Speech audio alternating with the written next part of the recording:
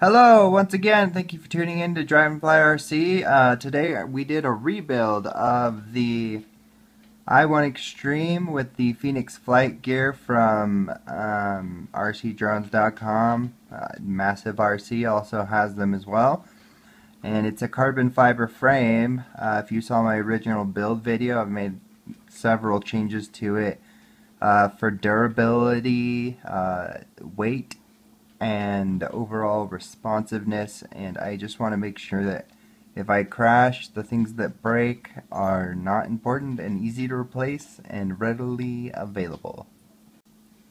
Okay, so I don't have the flight controller on there right now because last time I kind of screwed up my flight control. I don't know how, but something happened with this or something. I don't know.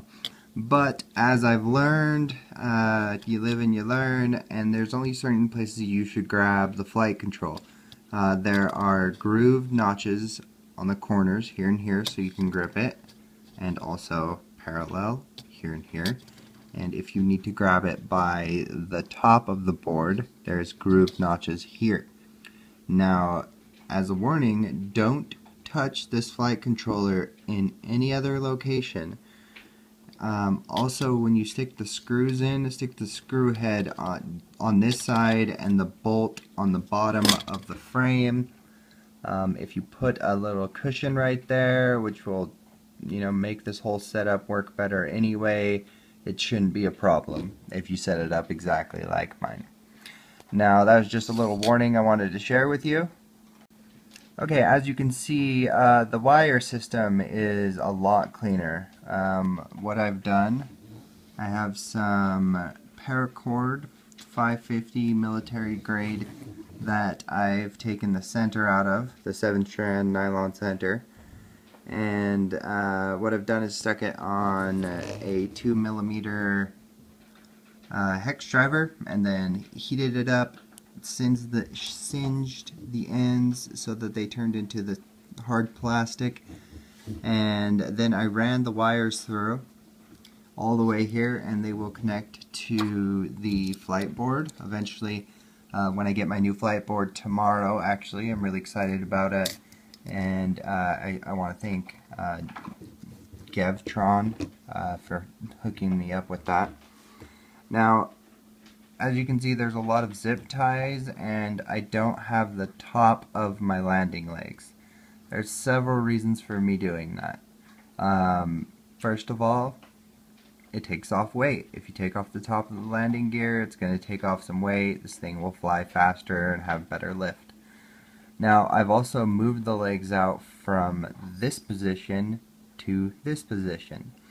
Now, the reason for doing that is when you're taking off sometimes and your quadcopter is lifting up, you might have like a wobble and maybe a flip over. Now with your legs and a wider stance, you have less likely of a chance of it flipping. Even if you're taking off in a weird thing, you have something weird going on, which I usually don't, but it's always good to have them at a wide stance. The way that I've secured them is just some zip ties. I mean, the way that we have these on there is I run them through the little slots on the side, and I don't worry about the screw holes. You can stick a screw right there if you'd really like to. Two of those are to hold on the leg, and then the other one is just loosely on there to hold on the wire better. And basically what will happen in a crash is this is going to come down, or excuse me, the other way, like this, and my leg will either bend that way, and if it's too hard of a crash, these things are just going to pop off. Big deal. I have 100 of them. I get 100 for $1 at the dollar store where I live. Also, with the motor mounts, what I've done here is decided to move with a bolt here, just because it made me feel better about it, and then also securing the motor in the mount with another zip tie. Sticking the zip tie under the wire harness that comes out of there. Let me see if I can get that in frame. Sorry. yeah, sticking them under the wires right there, and then running it down the center and around. Now you can see it. Sorry about that. And it'll stay on there really well. It actually helps hold it, and it's really great. Also, I'm putting Loctite on all of my bolts just because I don't want them to rattle loose. There's lots of vibrations you have to deal with when you're finding these things. So, other than that, we just have run the line along. As you can see, it's a pretty cool paracord.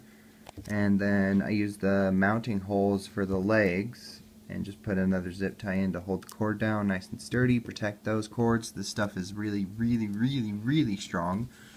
And again, all the way around, I'll let you check it out. In the front, I used red laced with black. That's the theme. In the back, to maybe help with orientation, I don't know. I just used black to keep with the theme of the current run.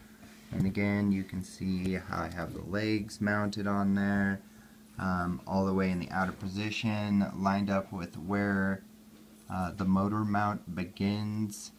And they may slide and move a little bit. If you land really hard, you can just adjust them. They stay in place really good. I mean, it seems to be a really good place. It doesn't make a lot of flex happen right here too, so that's always good. You don't want to break your frame. Now, as far as like mounting a Mobius, I got this great idea from another fellow YouTuber that has an Eye One Xtreme to mount my camera just below my battery with just Velcro straps. Now, you do have to have the flight controller off to do this, and basically I have one strap for my battery here, and then two straps for my camera. And the reason I use two straps is I can use the tightness of the straps to adjust the angle of my Mobius camera. So if you see in there, I have a pad just under the battery.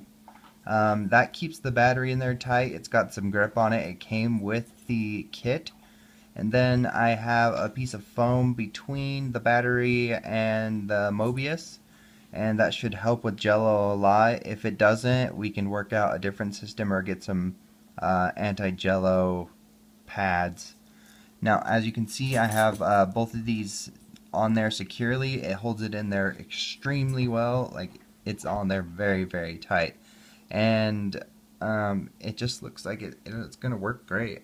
You can angle it down with a piece of foam the way that you cut it, or whatever you need to do to wedge it in there to get it the angle that you want. And then leave the buttons on the bottom so you can turn them on and off when you need to.